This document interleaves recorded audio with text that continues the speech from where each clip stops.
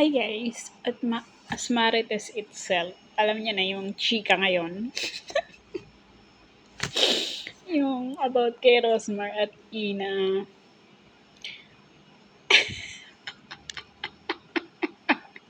Wait lang. Ayan, yung warlahan nila na yan.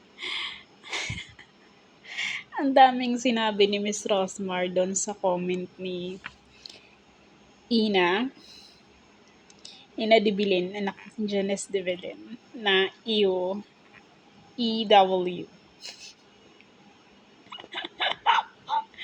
Nakakaloka kasi parang mayroong picture ata na magkasama si Ina tsaka si Jake, yung, di ba couple? Tapos, ang sabi doon sino ba yan? Akala daw niya is si Rosmar. Yung pala si Ina. Tapos tinatanong ni Janice na hindi niya kilala yung Rosmar na yan. Sino ba siya? Huwag siyang i-associate doon sa taong yun kasi di naman niya kilala or ano, sino ba yun? Tapos naglagay siya sa dulo ng EW. Tapos ang nanay mo, ang haba ng reaction. Ang daming sinabi Na-trigger ang anger. Na-trigger yung anger ng nanay mo. ng Ante Rosmar nyo. So, naging patola si Inang. Ang kaso, iba pala yung meaning.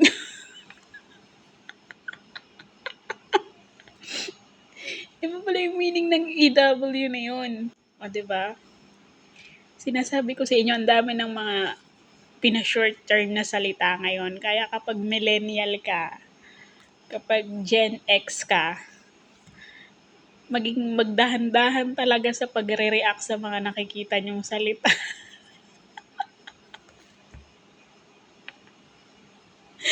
Ang daming sinabi ni Miss Rosmar Kesyo. Hindi rin kita kilala. Sino ka ba? Ilang beses ka ba lumabas sa TV? Saan ka ba lumabas? Para sabihan mo akong ew. Inang ko po.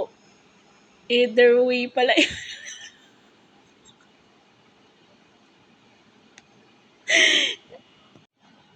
Either way nga ni.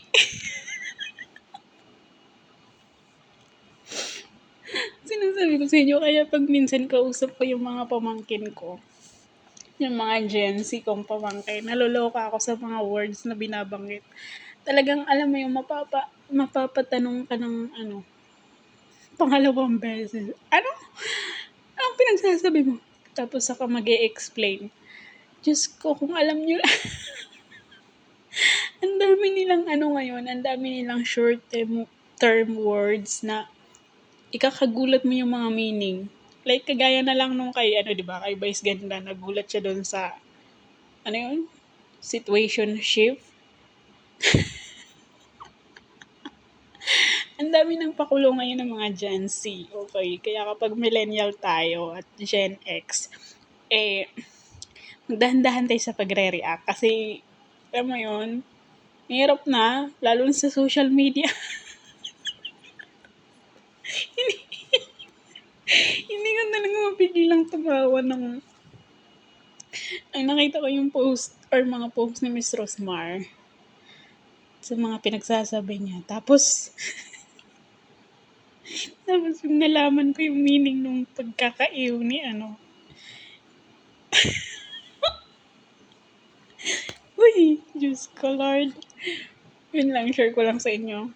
Tawang-tawa lang ako dito habang nag-cha-cha. Tara, cha tayo. Chaan natin yan.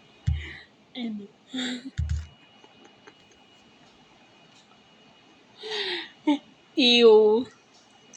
Yung ew kasi, dapat yun? E-double-W. Ganon. Para makonsider siyang yak kadiri. Pero E-W, either way talaga. Uy, Diyos ko Lord. Ano ba yan? So, alam nyo na, mag-iingat kayo sa pagre-react, no? Research muna tayo para hindi tayo mapapahiya. Huwag maging patola. Minsan research muna. Tanong-tanong muna. Huwag basta-basta pinapaira lang anger issue.